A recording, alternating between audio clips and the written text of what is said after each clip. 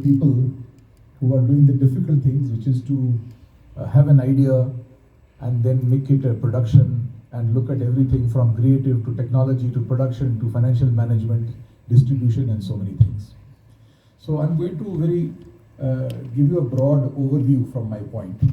I'm really here to hear the questions that you have. Please give us enough time for the question answers. So that is more important.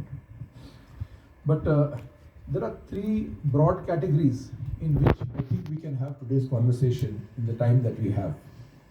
Number one is, how is AI going to help in the finishing of the film?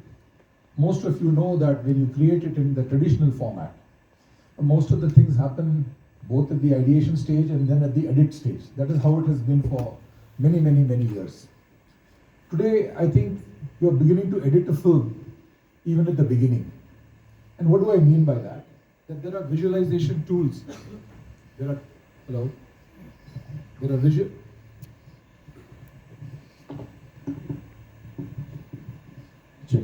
are visualization tools which will help to actually create a film before it is seen. This is the magic of the last 5 or 10 years, where you are looking at setting an entire film, for example, inside VR, and really making that the way in which you, before you spend the money, you are very clear that you have translated the script or the idea or the director's vision, the cinematographer's vision is all there in front of you before you start spending all the money for the film.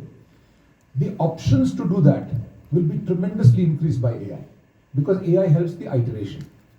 Secondly, how do you generate images?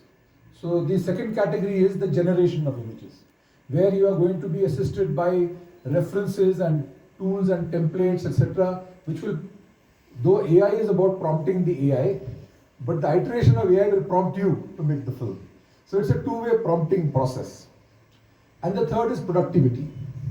If any of you have made a film in the last year or two, and if you had some tools that made it 20-30% more efficient, that's the amount of money you would have saved. And that is what everybody looks for in the future, because we know how expensive the process of making film is, and we know how difficult it is to recover that money. So while we make 800 or 1000 films in India, we know the difficulty in making those films or television series. So that's broadly what I want to do. I want to basically say what is happening, what does this mean for you in the next step. Number one, doesn't matter whether you're a small, medium or large filmmaker. The future for you in the next 5 years, it may be earlier, it may be later, the future for you is that you can access almost the Hollywood level tool sets that you could not access before and could only be done by very large companies who had to invest millions of dollars producing those tools, those pipelines, those computer graphics technologies. Those will become more accessible. So I do believe that the biggest thing that to look forward to is how you can slightly democratize and make tools available to all of us, no matter whether you're a large, medium or small company. The second is, I do believe that AI is not here to replace artists or filmmakers or technologists, the technical team. It is here to inspire and open you to more possibilities. And what do I mean by that? Today, if you make, those of you, how many of you have used visual effects in your film, please? Almost everybody, see, half that. So today when you use visual effects, or you get people to make visual effects for you, or you created a fully animated film, there are almost 12 to 14 skill sets, right, in that. Starting with roto, prep, paint, modeling, texturing, lighting, animation, effects, etc., compositing. All of these things require a lot of manpower. They require a lot of manpower. And what happens is, none of those will be fully replaced by AI, at least in the next 3 to 5 years. So let us take, for example, roto. Roto has already got many tools that are helping to make roto faster, or make roto simpler, or make roto automated. But ultimately, they're going to bring you to a level. They're going to bring you to a level of 50, 60, 70% of what you need to do. The rest will still be done. So if I was just a roto artist, for example, or if I'm just a modeler, and I have the AI tools, what it will help me to do is to make sure I create the beginning and the end the way I want it, and some of the automation will take place inside. So when I started in animation 25 years ago, it used to be the 2D animation on paper. And you did the keyframes, and then a lot of people did the cleanup, and then a lot of people did the in-betweens.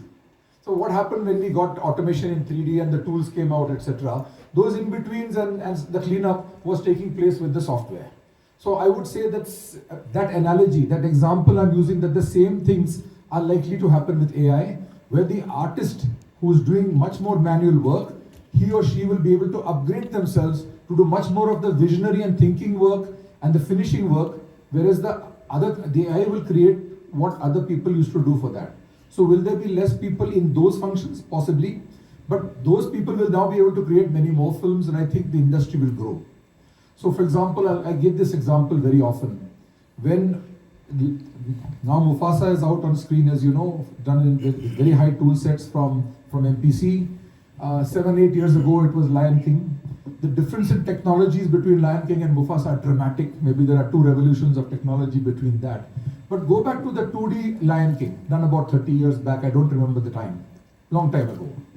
At that time, if you see the movie credits even today, you will find the hundreds of people who worked on the 2D movie.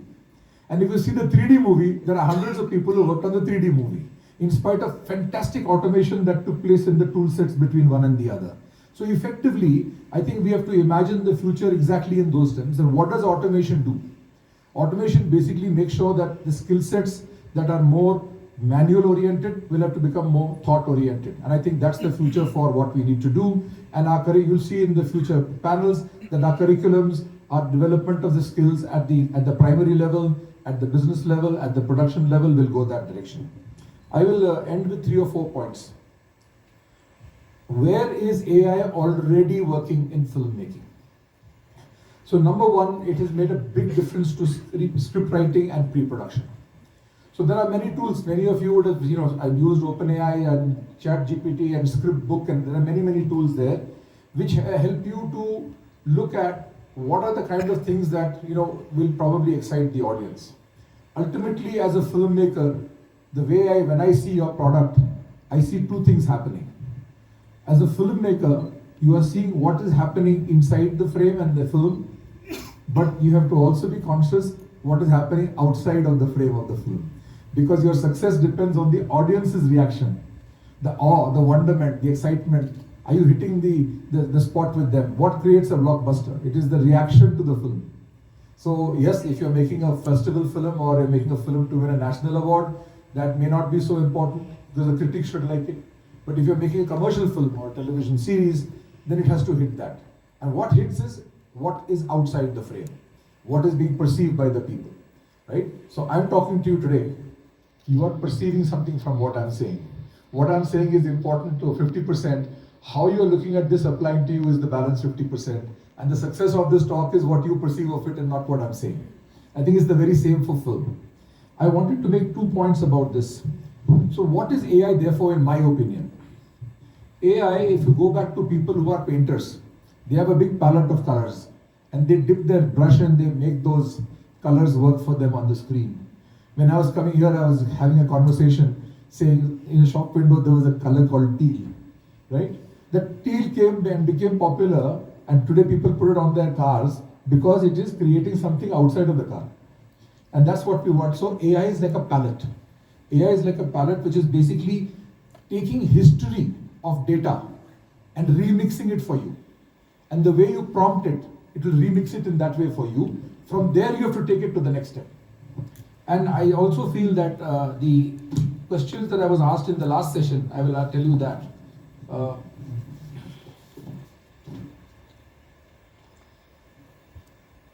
AI is not just transforming how we make the film. We have gone from paintbrushes to pixels. It is transforming the way you see and create art.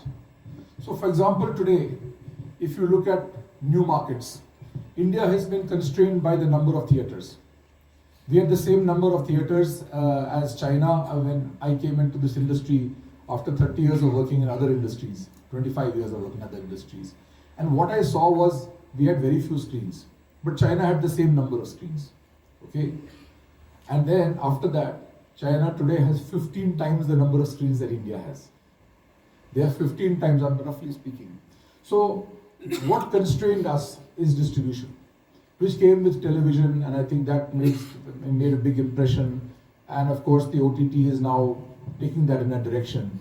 But the distribution in our country is far less than the people who are there to create the content.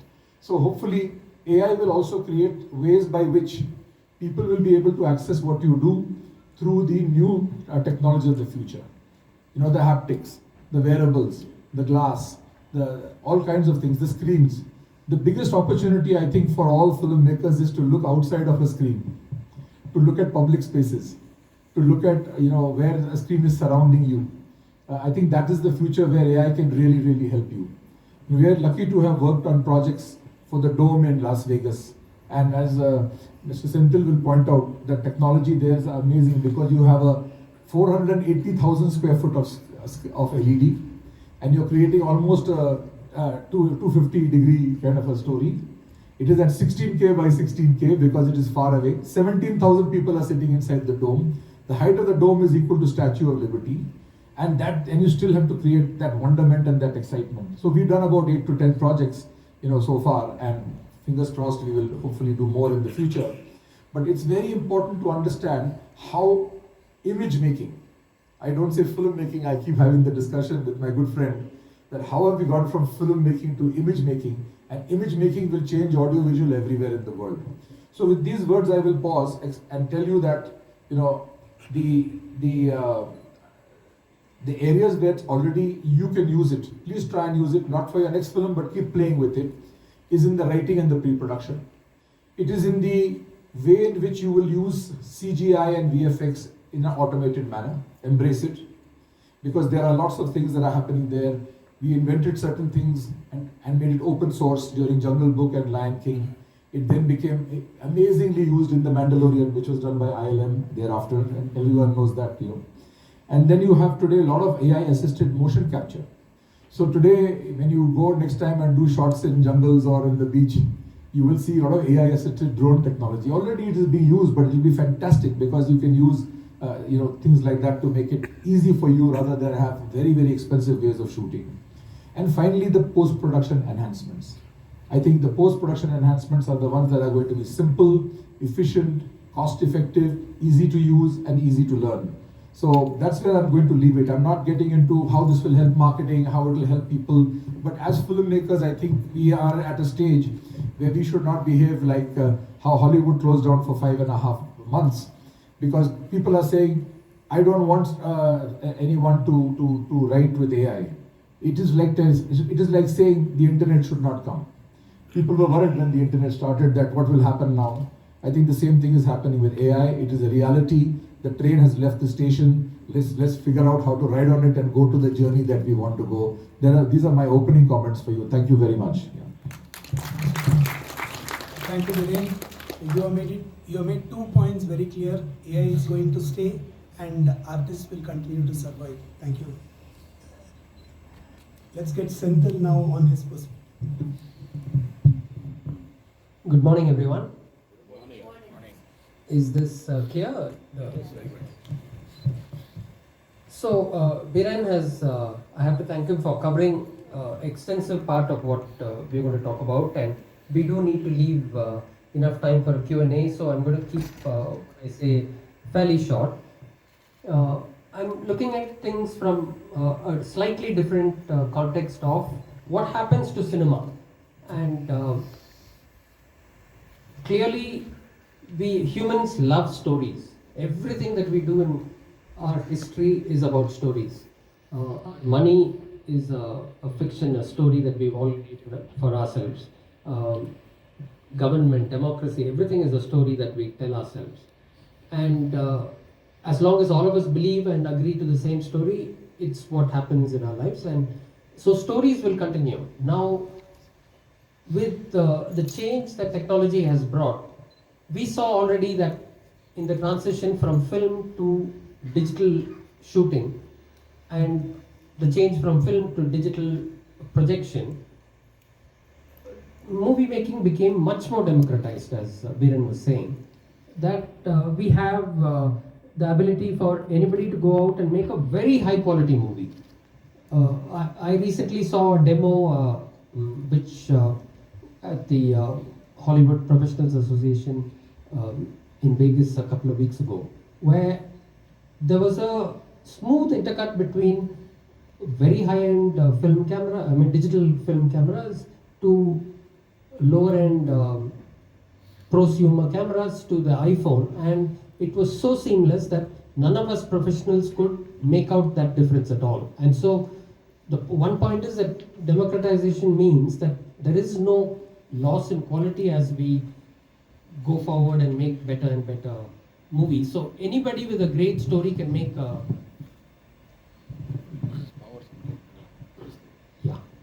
so anybody with a great story in their heads can make a movie, and AI is accelerating that change like we could have never imagined.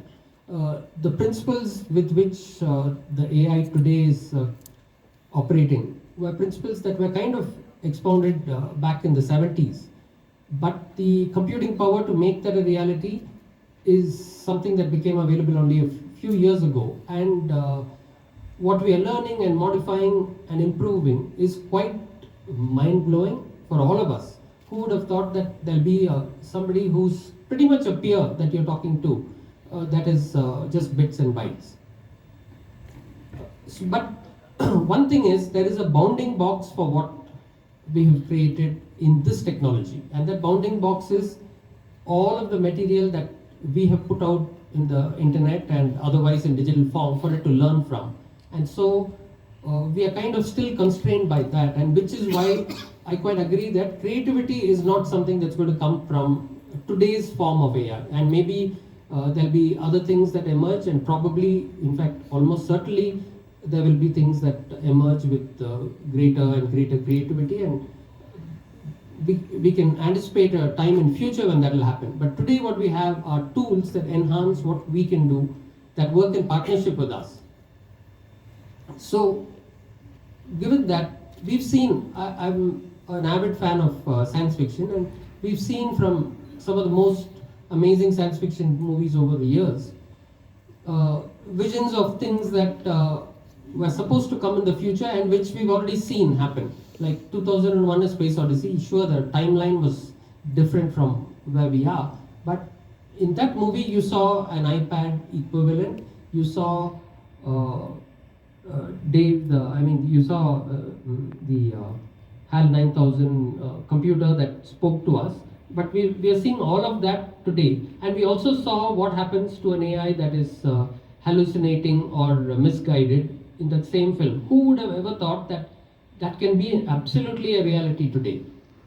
And now that same movie got something terribly wrong, which is video calls. They didn't think of the internet because that was a bit little too early for conceiving what the internet would change in life. So they didn't think of everybody being able to make a call wherever they go. There was a video phone in that movie, and that looks kind of terribly outdated, but nothing else in that movie feels like it can't be a reality in a few more years. The timeline, yes, again, it's still a little wrong. Then you can see Star Trek, which is several hundred more years ahead in the future. You can see things in between, like Minority Report, or where personalized advertising targets every single person as you walk by. So there are, and then there's Ready Player One and the immersion into virtual world. So what is the form that things are going to move to? We already have gaming, places where we control the action and we compete to get to whatever is the goal of that game. And we compete with others in that, making that also a social experience. So one thing about humans is that apart from stories, they love the social experience. So if you look at Ready Player One and that future, maybe with the right goggles, or maybe even better with the right direct neural stimulation, where we see Neuralink and others like it already making the first steps towards both reading and writing to your brain cells directly, and therefore being able to create a vision in your head that is as good as reality and at the highest resolution that you can already see.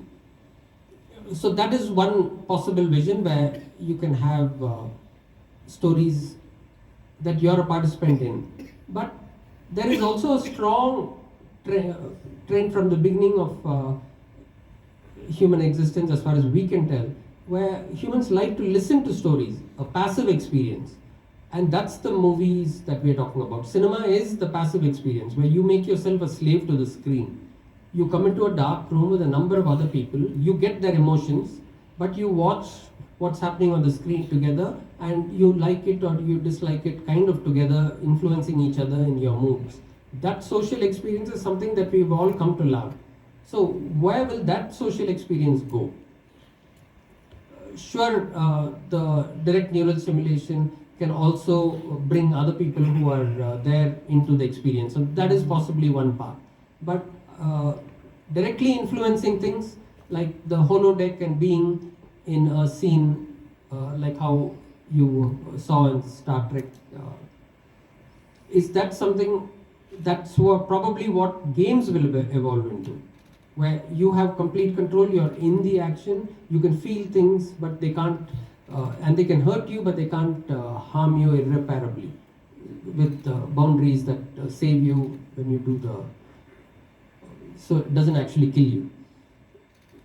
That kind of thing is definitely the future of gaming. But the passive experience might expand well beyond our 2D cinema of today to something more participatory. But I think the aspects that will remain are the passive and the social. But one thing is that stories can be told, and you would have already seen some examples, or there have been examples coming out over the last few weeks of how you can replace an actor, you can change the language, you can change the scene, but have essentially the same words or the same words in some other language. So you can make a movie, a story that you've creatively defined, rendered for each viewer in a different way. So you could have a story that is it could be a Hindi movie that is in Kannada here, it is in Tamil in Chennai, it is in Malayalam and everywhere in Kerala, or Spanish or Portuguese. It could be in any other language, and maybe the culture also can be modified according to that, because AI is now intelligent enough to do these kinds of things, to translate, to move the cultural context from one to the other. And these things will make the story seem utterly like it's set in the place that you're imagining, but it will be a story that was defined. Let's say that somebody here made a story. It could be seen by some Spanish-speaking audience in Mexico or Spain in their complete context. So that's one possibility that is opening up, and is opening up pretty rapidly. Already today AI is helping us translate movies, translate subtitles, create audio descriptions of movies for the visually impaired. So it's helping us in ways that speed up our own creativity and as a tool. But that taken to the ultimate is what I'm saying there, where the movie will be rendered for each set of audience or each particular person. And that's probably something that will still be a passive experience, but will expand our audience truly around the world. These are some of what I'm thinking, but I hope there are more questions from the audience and we can discuss some of this in more detail. Thank you so much. I think one very important point was made, two very important points were made just to see this. I think, the AI story in audio has already far exceeded what is happening in the AI story of video. So today, as you know, a lot of the bigger films are looking at multi-language and have been looking at multi-language. That will improve, but it is not perfect. I saw last night, yesterday or day before, the interaction between Trump and Zelensky, and in big channels who can spend a lot of money, the words coming at the bottom are nothing like what they were saying. So it was actually quite embarrassing. But I think those are the areas where, as you have more data and more learning of accents and different people's talking, that will happen. I think one of the things that has been brought out, Senthil is a deep tech person. one of the things which I think has been brought out is that our technologies in this craft are about imagery and about simulation. And therefore, what we are doing today in terms of the tools and technologies don't have to be improved by images of film or gaming alone. Education will improve it, healthcare will improve it, all other industry will improve it, because if you go to Mercedes-Benz R&D center in Whitefield, you go to Dassault Aviation, is designing next Airbus in Whitefield, you come to one of our studios and see what we are producing for the cutting edge. The stack is the same. They are going all the way from creating images and simulation for real world, and we are creating imagery and simulation for the story world. I think that's a very important point, and I'll pass it on now, but I'll come back to talk about how this is happening and how are we going to define outcomes together with you, and where do we want to lead this in terms of the next steps. And I think those of you who are based here and work in India and South India in particular, the government has put up for all of us, large facilities that cost crores of rupees in the Center of Excellence. We had 14 states visit us in the last 3 days. We had the secretary from Rajasthan, we had the national secretary from Ministry of Information and Broadcasting. Everybody has come in because a big center is coming up in Mumbai. Chaitanya, myself and many others here are involved in that. And they made a wonderful comment about Bengaluru. When the secretary from Delhi came and saw the facility of photogrammetry and motion capture and everything here, and we are going to do that in a much bigger way with central government, he asked the question, how did the daughter get born before the mother? So I think we should be proud of that, because this is where I think public sector, the government can come in, like they build roads from us and we drive and we make commerce. Similarly, I think in the highway of AI, we need to get people to figure out how to create the generative adversarial networks, how do we create the variational auto decoders, how do we make all these tools available so that you don't have to bother about creating your own R&D. I think R&D should happen centrally, and we should be able to create those tools for you, because today every studio in this country has to pay a lot of money for software. A lot of money for software which is not affordable by filmmakers or people that are vendors for you. I think we should talk about that a little bit later on. Thank you. Thank you, Sundil sir, for the fascinating insights on where the cinema is heading, especially with AI and tech. And we'll get more of you with the question and answer session. Now over to Professor Raghunath. Thank you. Those were very illuminating thoughts and words. So I have been thinking about this because I also do some work on AI and analytics-based businesses in other industries, and have been checking out what's going on in the world of entertainment. Fundamentally, if you look at our approach in any markets, we create something so that there are people to actually consume it, right? Otherwise, we don't create what we call as films or movies or whatever content we do. So fundamentally, to drive an ecosystem, there are 3 fundamental questions all of us ask. First is, who can make content? Right? Big question for the longest time. Who will consume content? So that's the who part of it. Then what this content is about. I like the way you said that if you like sci-fi or if you like fantasy or period movies, that's a genre. That's an offering, right? And it's driven by certain values, production values.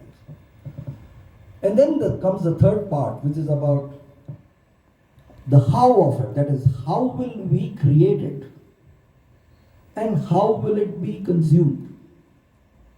So if you look at all that is happening, and it is wonderful that human beings around the world have got us to a point where the how, which is a headache sometimes, hard. It's a slog. All of us who are in this area of work understand that. It is being simplified. There is more accuracy in terms of what we need versus what is possible, right? So the how piece is being addressed very well. I mean, as far as we can see, we are observers of what is happening, right? So the how piece of what can be done quickly and in a manner in which it will enhance the effect is being taken care of. That brings us to the first question. Who can make movies? and who will consume them. For the longest time, all of us who have been in this industry, we all have had wonderful scripts, and our life has been spent in running behind funding bags, right? I will not use any other word, but funding bags, right? Where are the sources of finance which will deliver what we want? If you now check, as they were saying, if you were to check Runway Gen 2, or you were to check what NVIDIA is offering, right? All of these are enabling even the smallest of these teams and groups who come together to entering the world of filmmaking, which I think for the longest time was always a scramble around, can we really start, can we really start, can we really start? Number one. Two, the what of it. What kind of content can we deliver? I think we are so fortunate that AI has entered filmmaking, though there have been a lot of protests and that is taking away a whole host of things. And my reaction always has been mentally that all of us have gone on flights, right? All of us. There's not a single human being who has not taken a flight. Do you know when computers took over flying? 1972. Have pilots been eliminated? Never. Yeah, but pilots have been eliminated? Never. So this idea, oh God, what this will do to all of us, I think that's just a fear, a reaction to, it is. A reaction to saying, what will happen to us? No, nothing will happen to you. You will be supported. You will be enhanced in your abilities, your capabilities, by these tools which are after all subjugated to what we want. The producer, the director is the final authority who will decide whether or not a certain suggestion, right, will really work or not. So that's not going to go away. But what I think is going to happen, and this is just a thought, the what of it. Stories have always been subjected to human imagination, right? Human imagination cast in a certain geography, a certain context. Even if you take our homegrown movies, the one which, as far as I remember, Kannada, which took off and everybody wondered what happened to that. It had elements of mythology, sociology, economics, emotion, families, a whole host of things, right? What AI is going to do, in my view, because especially when you said sci-fi and fantasy and period films, it is going to enable us to really tell true stories. In all plot structures, all of you know where it begins, what is the challenge, how difficult it gets, and finally there is a resolution.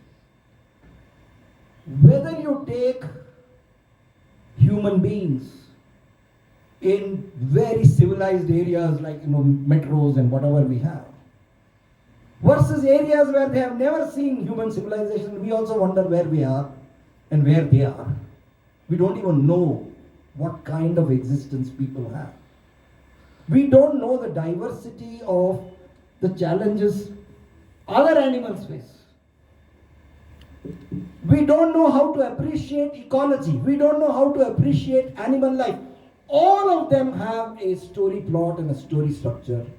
And it is the first time, my view is that technology is going to enable all of us to see what is so interesting, what is so very intelligent in the diversity of this world. And in my view, filmmaking is about actually celebrating diversity of any thought process, of any situation, any context, any philosophy. That's the best depiction that a movie can give to a human being who is wondering, how will I be not bored, but I would be enthralled by what I see, isn't it? So, I think this is the point of explosion. The idea that markets are confined only to movie halls, that will not work anymore.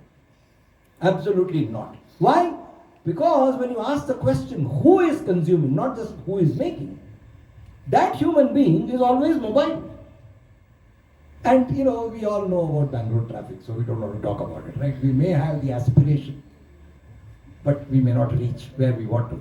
So the point here is that when we can see the change in the dynamics of a normal human being in any societal strata, any layer, today we can reach content. For example, I will not mention one other entity was saying that how do we really enhance movie viewing in areas where we are creating a lot of nature-based stories. And my answer was, how many of us are studying and getting data on families taking time for touring the world, going to destinations? How much free time those families have? Do we have any stories, any viewing areas which create that ambience, that effect and that engagement in those destinations? We don't have. Because our view is always truncated. It's not a systemic view saying that here is a consumption guy, here is a human being who has a lot of money.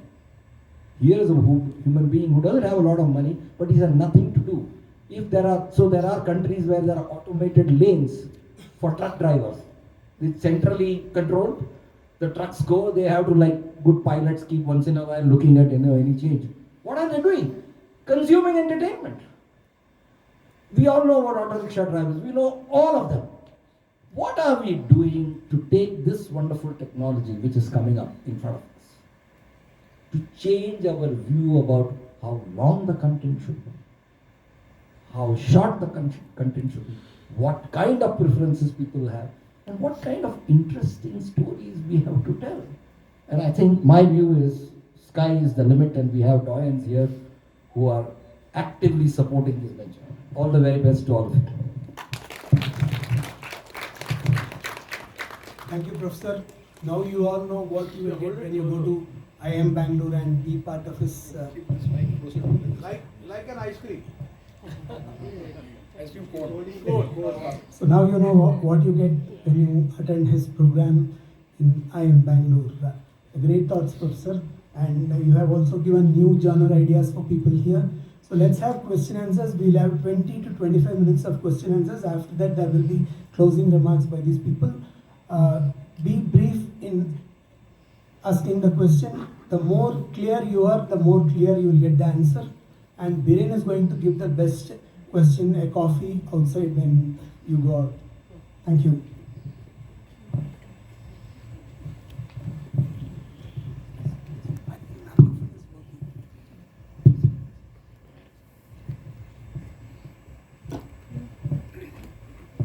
Please raise your hand. First question. Please stand up, sir. Mic will come to you. Okay, you just raise your hand. It's okay, sir. It's okay.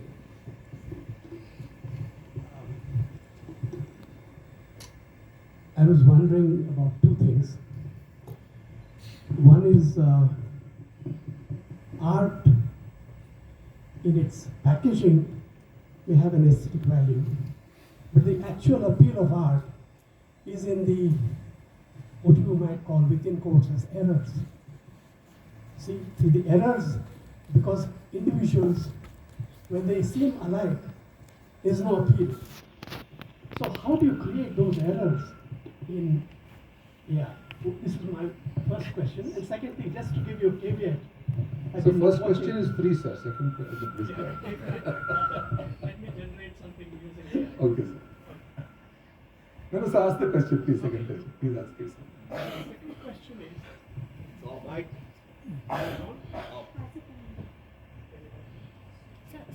Sir, stop it off. We'll repeat the question. You ask. You Answer this in the meantime. Okay, we. Okay, this is about, again, it's a kind of counterpoint, so it might stimulate greater discussion that way. The caveat I saw was, in a particular video I watched, it said, this is not AI generated. So what's your response to this? So I'll start by giving an example. Many people here are too young to know that once upon a time there was an LP record. Okay, now they call it vinyl. And when you heard a vinyl, you actually heard a certain certain grain in it and a certain type of it, which today in the digital world they replicate with an effect. That is all to make sure that the way things were, scratch, pops, etc., can be familiar to someone so that it is not synthesized and doesn't look antiseptic. So in a similar fashion, when we used to go to film festivals, many people here are friends of ours, Ravi sir, everyone has been everywhere. They used to have a small corner to show the digital films. Now when you go to film festivals, they have a small corner showing films that have been made with the old style of processing, right? So what happens is that while technology advances, you still want to capture it. I think what you are saying is stories are the heart of human experience, but that experience cannot come through perfection. That experience comes through being relatable and what you do in the real world. I would just say that the conversation that continued after I spoke made me think of the fact that we are actually, and you're going to see that in the next 4 or 5 sessions today. So I attended a phenomenal event in Delhi the last weekend where I had talks from people from all over the world, the most brilliant people on AI. And they were talking about, most of it revolved around neuroscience and the brain. Most of it revolved there. So what is happening with all of us is that AI and cognitive science and our tradition of visual arts are actually coming together. And by coming together, you want to make sure that the intelligence of the future, more than AI, I would say it is this augmented collective intelligence, is actually figuring out how things like real time and things like distribution in different ways and things of how you engage people in a way that you feel is human. So what is actually the next, I think AI is a movement. You know, we've seen many movements in art over time, and there are large books that tell you how it progressed, right? From literal to abstract to graphic to many styles. And I think the next great art movement is where humans are using algorithms. In fact, you won't even have to learn your C++, the way things are going and those kind of things. But the next great art movement for all of us is going to be algorithmic. So instead of saying that I don't want to learn it, so I'll call AI as algorithmic intelligence, okay? Because it's not only AI, it's many things around, including but not restricted to AI. And I think that's very important. On the second one, I'm sure the rest will answer this as well. But I think the first one is really important because we need to figure out that AI is kind of you know what AI is doing today? AI is doing nothing but learning and mirroring that what we have already done.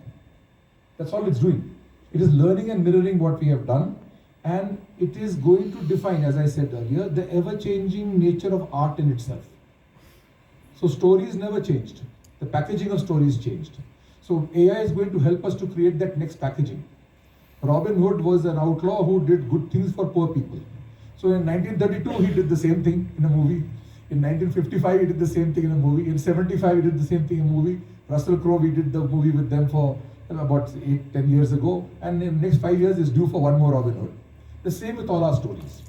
I do believe that what Professor Raghunath was saying is we haven't explored all our stories.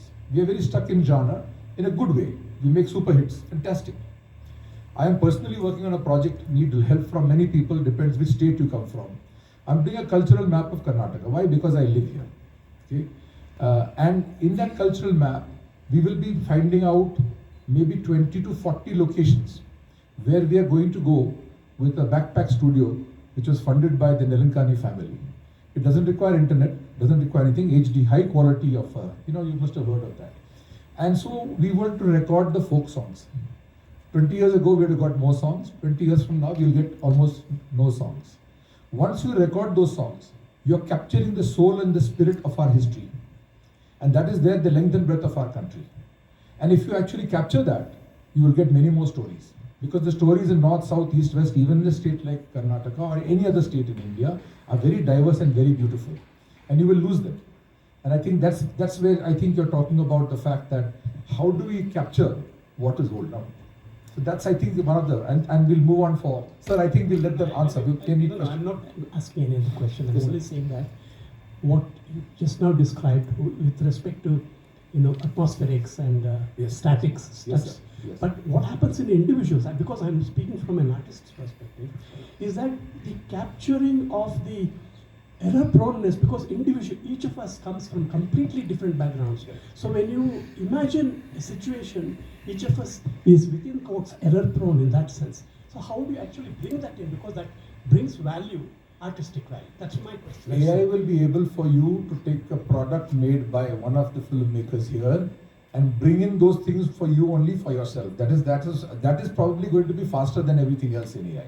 It's the personalization.